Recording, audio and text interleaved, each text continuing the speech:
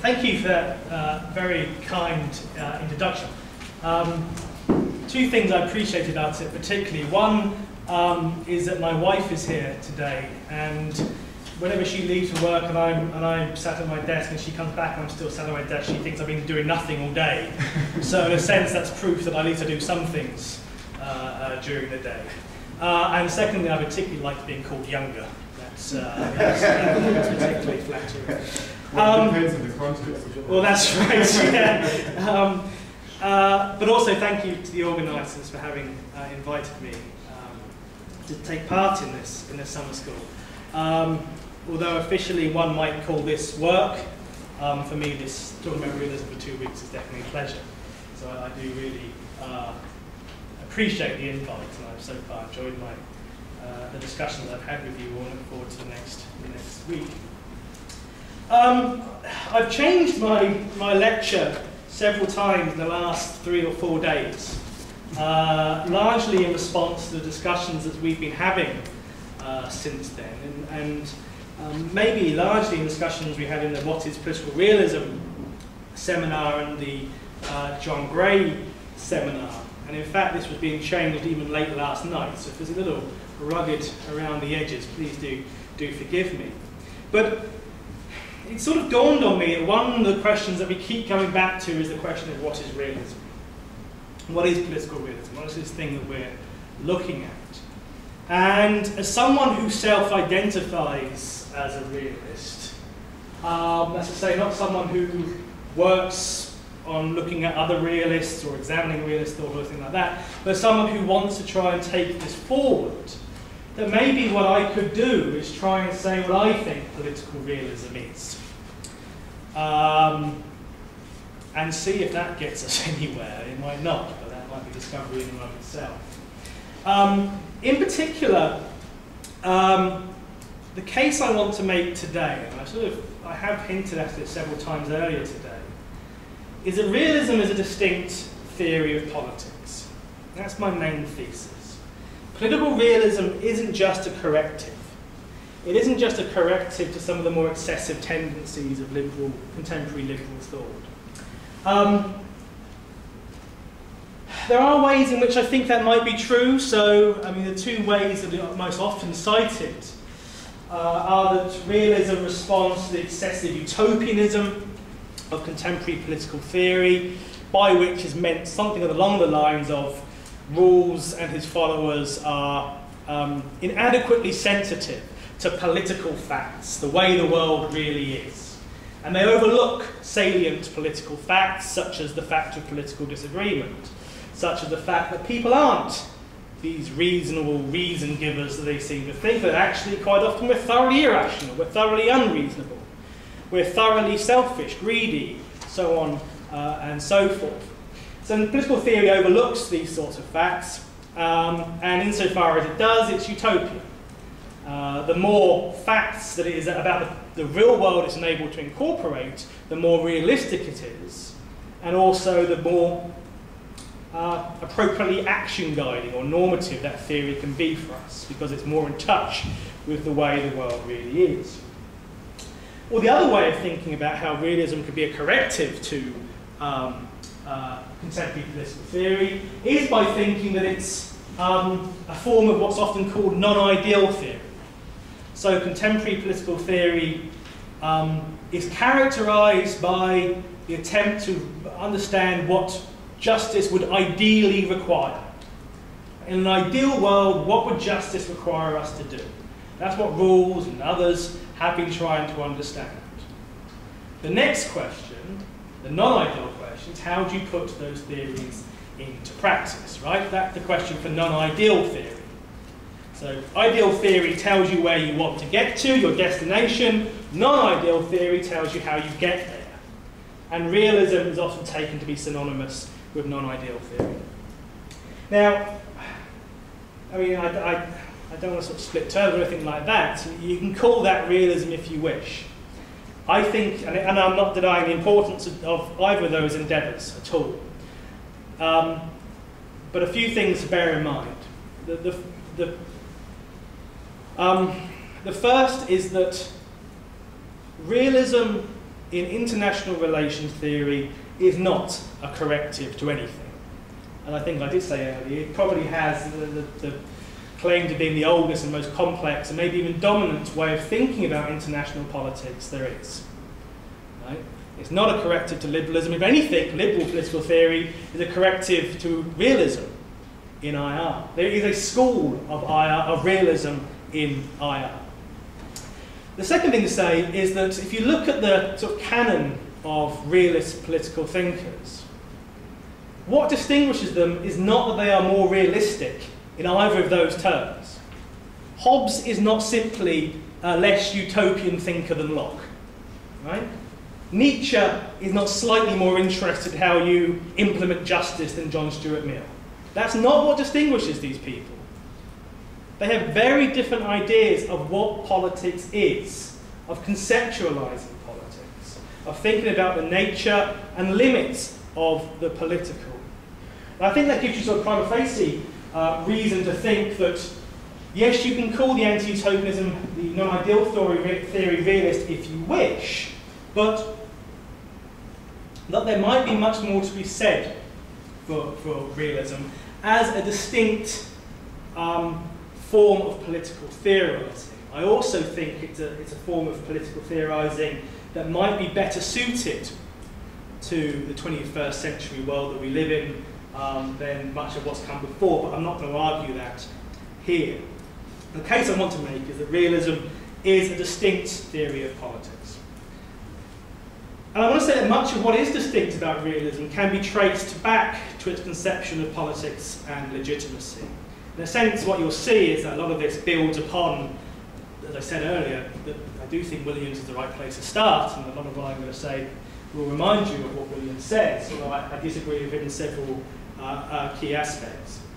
What I want to focus on are several aspects of realism and how they relate to one another, in particular the concept of politics itself, legitimacy, the relationship between politics and morality, and the autonomy of the political. And at the very end, I just want to say something about how I think a distinctively realist research agenda should proceed. That's to say, what questions should realists be interested in going forward. So I hope that's clear. I want to sort of make my case for political realism. As with many things, it's often useful to sort of start by saying something about where realism has come from. At least part of where it's come from is a reaction to what is often called the political moralism of contemporary political theory, or the ethics first view, as Raymond Joyce put it. And we didn't cover this in quite as in that much detail this morning when looking at Williams or Joyce. And I'm going to use, I think political moralism and ethics first view are sort of synonymous. I'm going to use Williams' term, political moralism. A political moralist thinks something along these lines. A political moralist thinks that politics is structured by or directed towards realising pre-political moral values. That's to say there are these values out there. Let's say autonomy, rights, freedom, whatever. And these values either tell us what politics can rightfully do, that's to say what politics should be aiming at, right? What the goals of politics are, to realise autonomy or to protect human rights or something like that.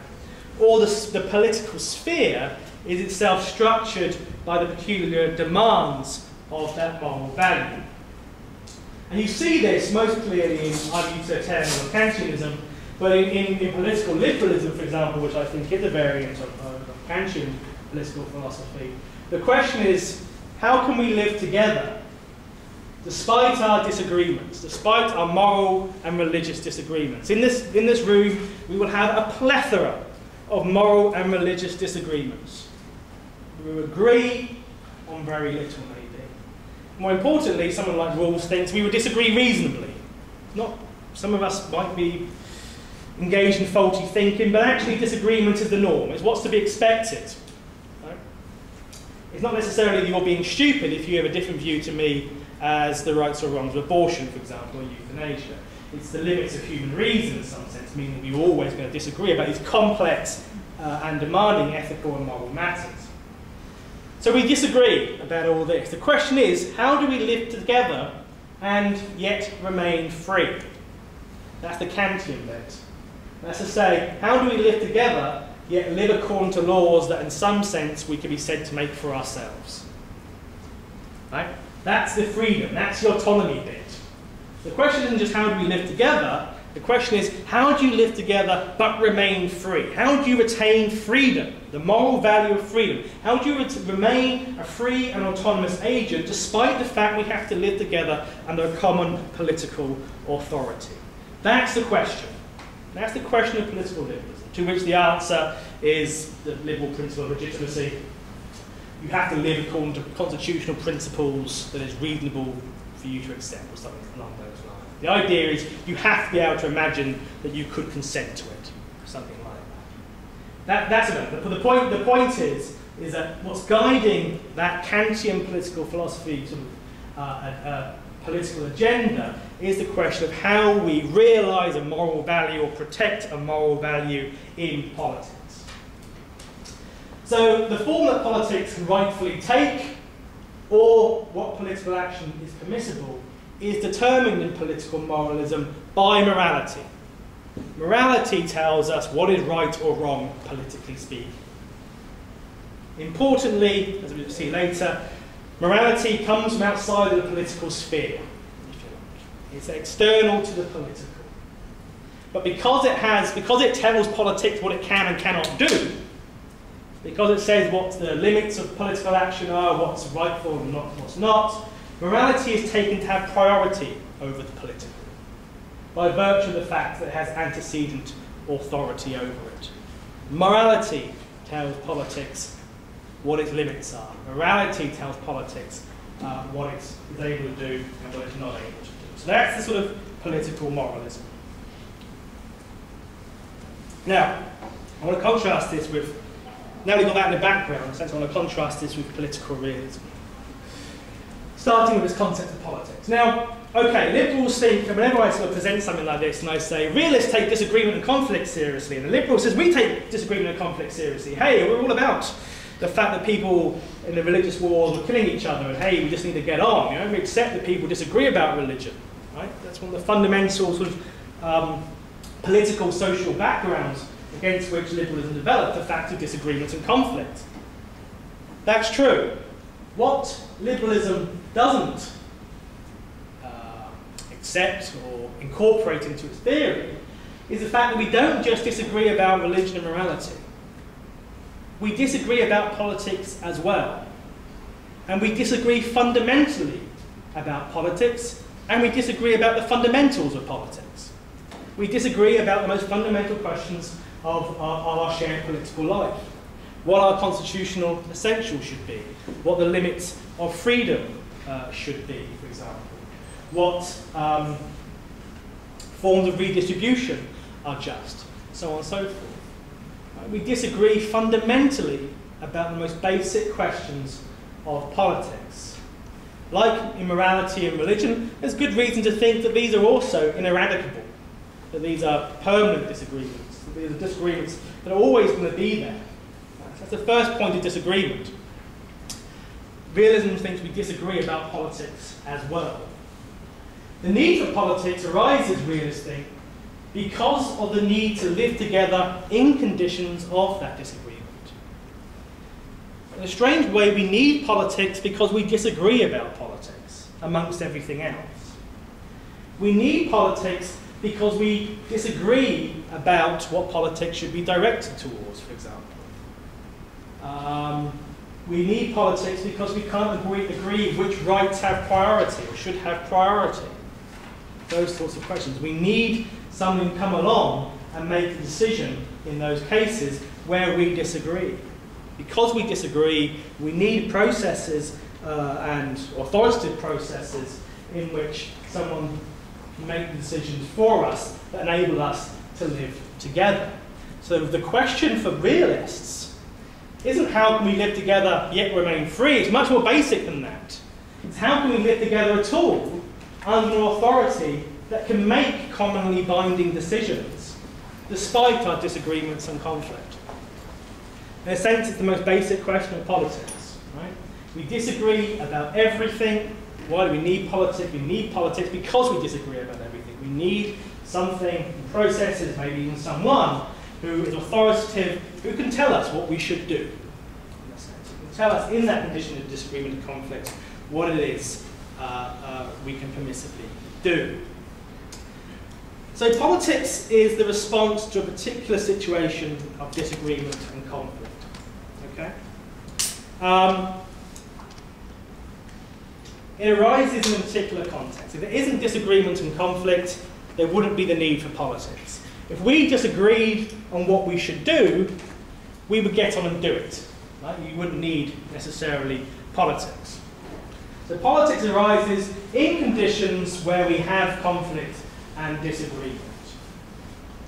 Now, the content of politics is open. This is quite a Schmittian, more of a Schmittian sort of claim, really. But anything can become political. It has no determinate. Politics has no determinate content in and of itself. Something becomes political if we disagree about it, and if we feel that there is a need for us to have a commonly binding decision on something. And that means that absolutely anything can become political, and things can become non-political. Something that was political, such as, for example, religious beliefs, might become non-political as things change. But likewise, things can become political that weren't previously. And that might be because of changing technology, for example. So now the question of surveillance is on the political agenda because we didn't previously have the possibility of such large-scale surveillance and invasions of privacy. Right? So it's become a political question. But it might just be that cultural and social economic changes mean that we become more interested and we think there must be commonly binding decisions on certain things that we didn't previously. So politics has no determinate content. It's not about realising the good, the true. It's not about promoting autonomy or freedom or anything like that, necessarily. Right? It has no determinate content. Anything can become political. Right? It's not inherently directed towards a realisation of any values. The only value, in a sense, that is inherently directed towards realising is order. And by order, I mean simply the ability, or simply the authority to make those commonly binding decisions and enforce them when necessary. Right? In the first instance, that's what politics is about, is creating order. Order in relation to what? Well, that's the question that we answered more contextually. Crucially, there's no moral values that provide any pre-political structure to politics, nor state what is morally permissible in the first instance. No politics, I say, isn't directed towards anything in the first instance. And therefore, in line with Williams, I agree that the first political question is the question of providing the conditions for order, coexistence, cooperation, so on and so forth.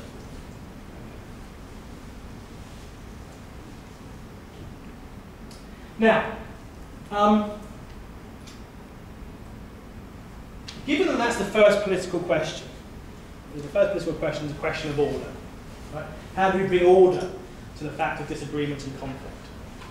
If that's the first political question, there are actually a whole host of ways in which we might answer that question. And one might be simply for me, as the strongest, as the most charismatic, as the wealthiest, all those things are obviously true, just to come in and impose myself upon you. Right? To simply, via brute force, make you all do what I say you should do.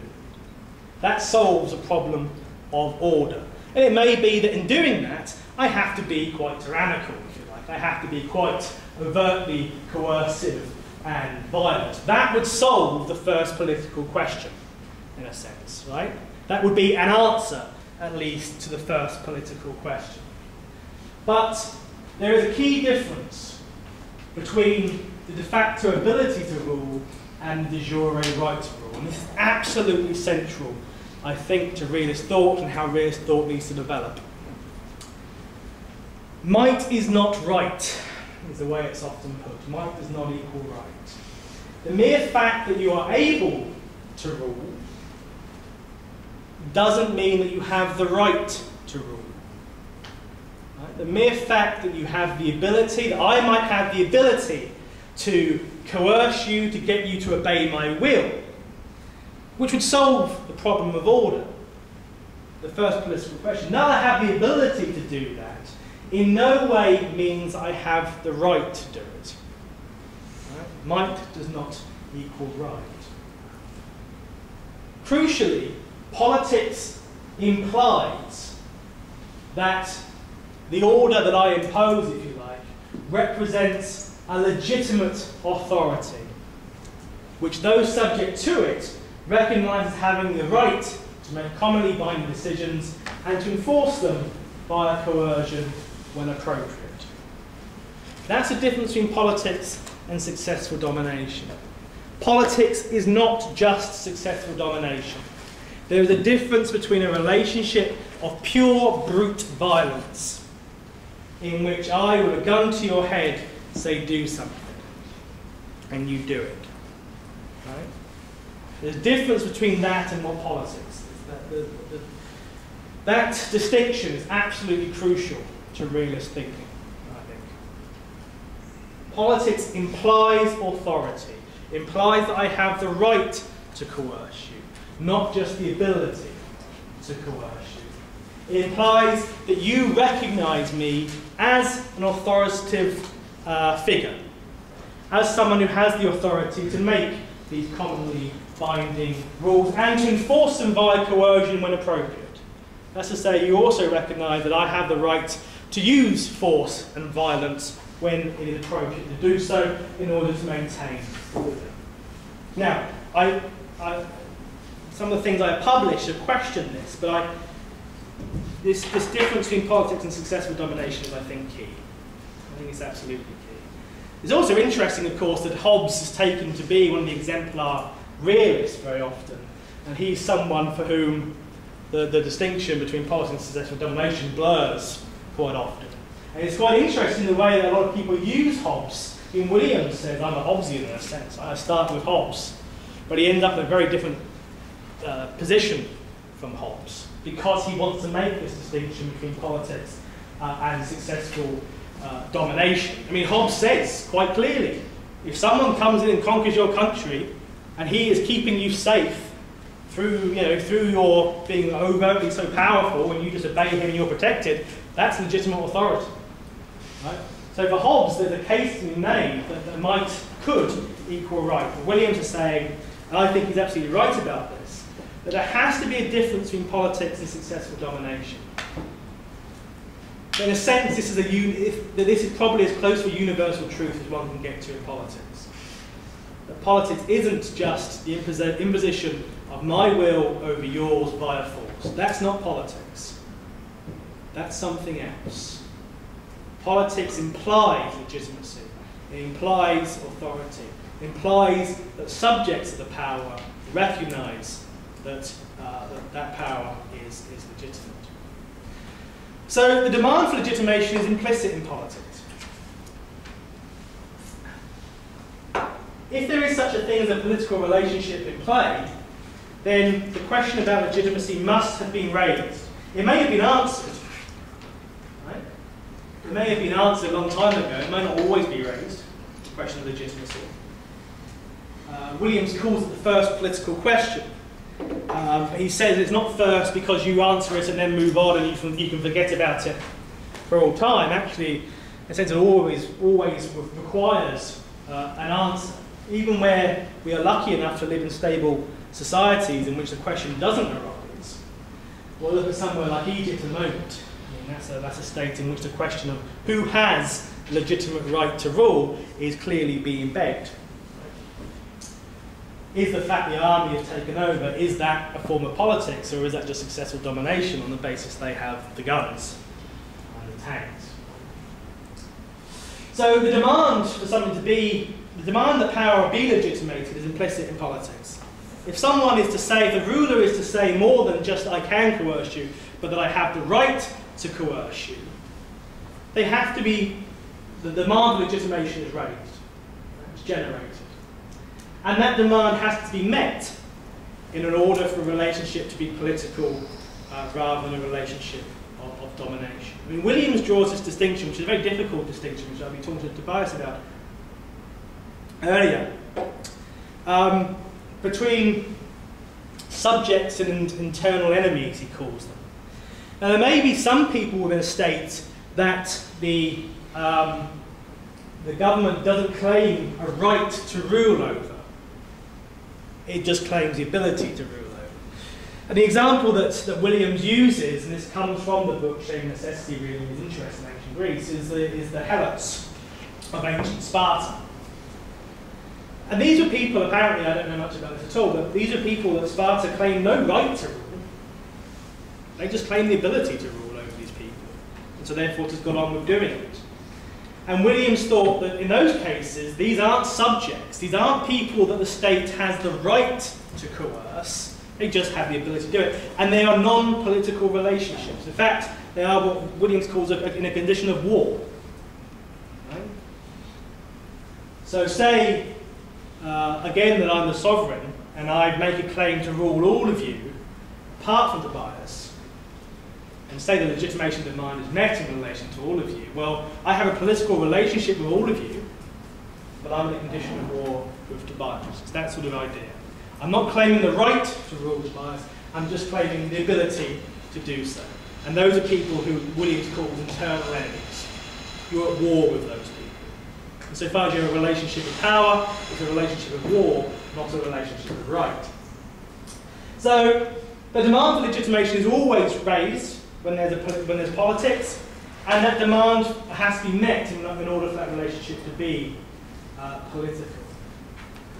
The crucial point, I always have trouble articulating this really, is that unlike in political moralism, the demand for legitimation arises solely from within the political sphere, right?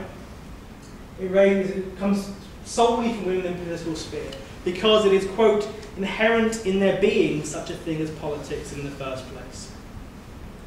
The question, is this legitimate, doesn't come from the moral sphere. It doesn't come from someone saying, look, you guys are Kantian autonomous agents, and therefore, insofar as you are faced with political power, the question is that political power treating you as a free and autonomous agent, and if it is, it's legitimate. That's the political moralist position. The demand that power be legitimated comes from a moral perspective, right? Because the moral has the authority over the political. In political realism, the demand for legitimation arises solely from within the political, because it's a question that's begged, it's a question that determines whether what we're talking about is politics at all, or whether it's something else we're talking about. Now, there's another way of coming at this, really, which is in distinguishing realism from realpolitik. Realism is not in any way realpolitik. A realpolitik position on legitimacy would go something like this, and this is from E.H. Carr and his 20-year process. This would be a realpolitik position on legitimacy. He said, what was is right. History cannot be judged except by historical standards. If the American War of Independence had ended in disaster, the founding fathers of the United States would be briefly recorded in history as a gang of turbulent and unscrupulous fanatics. Nothing succeeds like success. While history, in the famous phrase which Hegel borrowed from Schiller, is the world court. The popular phrase, might is right, is misleading only if we attach too restrictive a meaning to the word might. History creates rights, and therefore right. Now, on a realpolitik position, the right to rule is simply derived from the ability to do so. They're effectively synonymous. If you've won the contest, you have the right to win. You have the right to rule. Because the founding fathers won the battle against the Brits, they have a right to be independent, to rule, and Brits no longer have any right to say we still govern. So might, on the Realpolitik position, quite clearly does equal right. And unfortunately, this isn't a caricature position. Actually, it does seem, as we were talking about earlier, people like Kenneth Waltz and Henry Kissinger, you know, those sort of neo-realists did believe something like this. They did believe that there's nothing normative to be said about legitimacy. There's nothing normative to be said about the conditions of legitimacy, other than the fact that you can rule. The fact you've won a battle means that you have the right to rule. And we didn't talk about it, but I think Raymond Geuss's position on legitimacy gets you somewhere similar as well. I mean, he simply says that legitimacy is part of the battle for control, effectively. The question of legitimation is part of the question of who gets to rule. Those who rule inevitably are going to try and tell a story about legitimation. They're going to try and tell you why they don't just have the right to rule, the ability to rule, how they have the right to rule as well. And in that way, legitimacy doesn't stand in any way aloof from the political relations that it's trying to justify. It's part of them. And if that's true, then it ends up being something similar to the Realpolitik position as well. This is a dreadful slide. Look at that. I'm sorry. Now, interestingly, I think actually someone mentioned this position on Carr in the first day. The classic realists are absolutely adamant that Realpolitik position is completely untenable. I grew up. When I was an undergraduate, I did IR theory course in my second year, and the week on realism basically gave me the caricature of realism. That it's all about guns and bombs, it's all about self-interest, it's all about being able to impose your will upon others through just brute force. And that is what I took realism to be. Then when I was writing the book, I went back to these, and in fact I've got a colleague who always told me that international relations, so political theory in IR is just political theory done badly. And I thought, well, that makes my life easier, so I'll just accept that. But actually I found that if you go back to people like Morgenthau, Carr, Niebuhr, Hertz, it's philosophically incredibly sophisticated. It's not up there with, you know, the great tone of the 20th century maybe, but it's not Realpolitik. It's absolutely not Realpolitik, and they're actually explicit it's not Realpolitik. And it's incredible that the caricature of realism as Realpolitik has, in some sense, permeated into even the consciousness of academics, really. But anyway, Carr thought the Realpolitik was untenable because it involved accepting what has happened and making no normative judgments upon it. He says, we cannot ultimately find a resting place in pure realism. I think this is the sort of passage you were mentioning, wasn't it? First day. For realism, though logically overwhelming, does not provide us with the springs of action, which are necessary even to the pursuit of thought. The impossibility of being a consistent and thoroughgoing realist is one of the most certain and most curious lessons of political science. Consistent realism excludes four things which appear to be essential ingredients of all effective political thinking: a finite goal, an emotional appeal, a right to moral judgment, and a ground for action. In other words, if you're going to be a realist about politics, well, it would be weird to say you ignore these things, that people work towards finite goals, that people respond to emotional appeals, that people are always making moral judgments, and that we need a ground for action. Right? It would be a very deeply unrealistic theory which overlooked those things.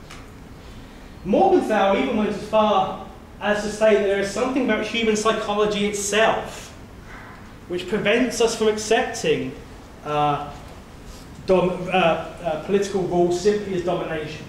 There's something about the way our mind works. It means that we will always ask for a justification that goes beyond the sheer ability to rule. In fact, rather strangely, he thought that the reason why the Nazis failed is because they were unable to offer a normative basis for their rule. Which I think is strange, being an emigre as he was. He knew full well that they made normative appeals as to the grounds of their rule, they weren't particularly desirable or appealing grounds. And of course, someone like himself was on the receiving end of the claim to racial superiority, so on and so forth. But they weren't saying we just have the ability to rule, therefore we're going to. They made very explicit normative claims about why they should rule. But nevertheless, he does think that there's something about us. Again, it's unrealistic to think that we could ever simply accept a rule just on the basis of the ability to do so. Okay. Hopefully, that's clear in terms of the relationship between politics and legitimacy. And why legitimacy is, in a sense, the central concept of politics, if you're a realist. I recently had an article offered a revise and resubmit, and one of the review, and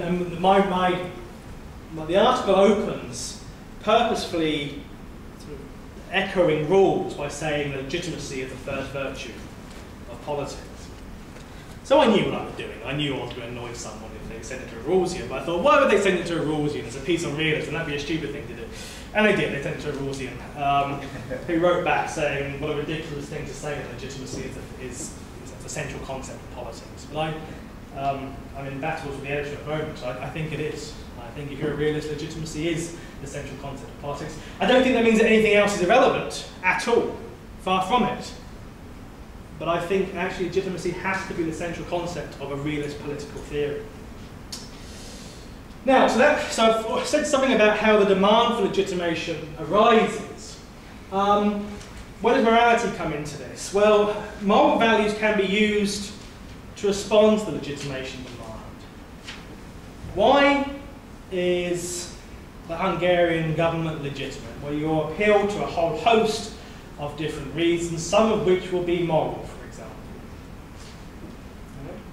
There's nothing wrong with that from a realist perspective. If you're going to ask the question, why is something legitimate, there's nothing wrong with you appealing to moral values. Realism doesn't preclude that at all.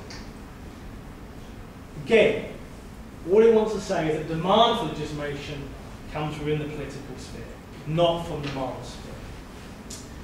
What it would say, however, as well, is that the values that are used to answer the basic legitimation demand are completely contextually specific. And in that sense, they make no universal claims whatsoever. Right? It can't be the case, the Kantians can't be right. Kantians can't be right that only states which recognise and protect the autonomy of moral persons are legitimate. Right? Why? Well, because that moral value, in that perception of the person is very specific.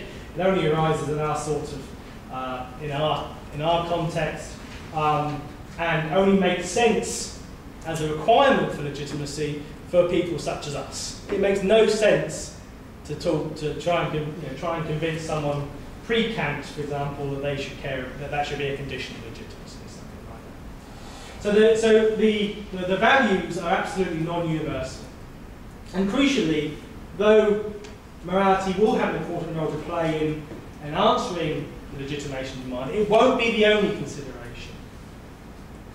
There could be a whole host of other considerations that might come into play as well, including economic considerations of efficiency as well. I mean, if you look at, again, at Egypt at the moment, part of what, as far as I have an understanding of what's going on there, part of what is going on is that people just didn't think the system was working. It wasn't achieving what they said they were going to achieve. There's an efficiency problem. It didn't sort out the economy, for example. Now you might say maybe a year is a bit of a short time to do it. That's by the by, in a sense. The point is that there are other considerations that do come into play when we talk about legitimacy. It isn't just a moral consideration. And I think also the fact that politics addresses a problem of order is what gives politics its peculiar moral dimension. We've been talking about tragedy, for example, in politics, and how many, I'm sure, well, I know when Mark Philp gives his lectures and seminars, this will be part of what he will talk about. But I think the fact that I think if you understand politics as the political realist does, as responding to the problem of order, Yet understanding that morality has a role in politics, it helps you understand why morality is such a problem in politics. First of all, politics requires imposing the will of some upon others. I think William skirts this point actually, but I think it is unavoidable. If politics takes place in conditions of disagreement and conflict, well, given that we all disagree, there can be some degree of which I am going to be imposing my values and will upon others. Some of you, majority, might agree with me, but politics is always going to require, even if only in a minority case, the imposition of one person's will or one group's will upon the other. David Hume says that he's startled, and he's right to be startled, about how easy the few rule the many. Right? And part of how the few rule the many is through the imposition of will via, of course, violence and force. And again, that's part of the reason why I think politics has its peculiar moral dimension. It's about imposition, it's about forcing people to live according to wills other than their own. It's not the Kantian ideal in which law is self-imposed bonds or anything like that. Politics is about, we're lucky, effectively. We're very lucky if the political world we live in bears any small resemblance to how we think politics should look. That's the exception. It's not the norm, I would say. And that's part of the reason why politics has a peculiar moral dimension. And as Weber says, again, you're using violence and force. And that's what gives morality, so politics, its tragic ethical dimension. That's what means politics, because politics is about imposing order where there is chaos, means it will inevitably clash with normal morality, which means with dirty hands. I think I'll skip that. I've been going on for 2 minutes. So, I do think that political realism is a conception of politics that's different from liberalism, dominant liberalism of rules and walking, people like that. I hope I've done something there to show why I think that and how one might start thinking about politics and legitimacy and develop an account of political realism which sees it more as simply a corrective. But just to end, these are sorts of questions I think that would distinguish. Well, let me put it another way. Often, when I say that what distinguishes political realism and political moralism is that political realism starts by asking the question of legitimacy from the political sphere, people say, so what? That seems like a really small difference. What hangs on that? Especially when you then say moral values can be used to answer the legitimation demand. It's well, what's the difference that makes a difference? I think actually part of the way you can see how the difference, why there are important differences, is looking at the sort of questions that are then begged for political theory. Something realists have said very little about is what are the sources of disagreement and conflict. Why do we disagree and conflict about these things? Rawls has an answer about reasonable disagreement, which he applies to morality and religion. That might be true of politics as well. But if you look back at, again, the classical realists, Niebuhr and Morgenthau, they think there's something about human nature itself. That we are sinful, in Niebuhr's case. He thinks actually pride is responsible for racism. It's an inherently sinful form about human nature, which means we're going to disagree and conflict. It's not the case that all forms of disagreement and conflict necessitate political responses. So why is it that some necessitate political responses and not others? I think we need, crucially, if realism is an essential concept, we need to develop a realist account of legitimacy. So far as I've been doing any work on this, it's not any worth. That's what I've been focusing on. I think we need to better understand the differences between politics and domination. We need to better understand the sources of allegiance. I mean, the political theorists have always tended to think that once you've solved the question of legitimacy, why the state is authoritative, why you have a moral obligation to obey the state, then that's all there is to ask about why people obey. Job done. But actually, there are many different sources of allegiance, many reasons why we obey the state. And legitimacy, answering the question of legitimacy, is only part of that story. So I think we need to better understand that. I think we need to develop an account of what's called motivational realism, so better understand what actually motivates people to action. I know people like William Galston working on things like that. And then this question that keeps coming up and is in many ways the most attractive question of political realism is this problem of do we need a theory of political ethics, of ethics in a specific political sphere, dirty hands problems, and all those sorts of ethical problems. The thing I would say about that is what I've been trying to say for this whole lecture in a sense, is you can't start thinking about political realism there.